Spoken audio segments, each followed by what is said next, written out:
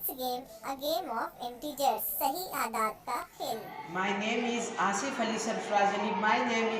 My school name is NMC School number 41, Kathura, Nasik, Maharashtra. I make a game of integers. सही आदात का खेल.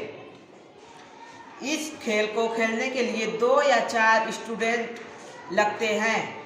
जैसे हम सांप सीढ़ी का गेम खेलते हैं वैसे ही इस गेम को भी खेलेंगे. यहाँ पर पासा डालेंगे.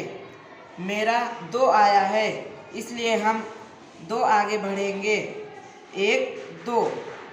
यहाँ पर मेरा एग्जाम्पल 6 + 2 - 2. मेरे पास 6 रुपये हैं. मुझे दूसरे स्टूडेंट को 2 रुपये उधार देना है. मैं 2 रुपये उधार दे दूंगा तो मेरे पास कितने रुपए बचेंगे? रुपए के हिसाब से हम आगे बढ़ेंगे. 1 2 3 4. ऐसे ही दूसरे स्टूडेंट की बारी आएंगी.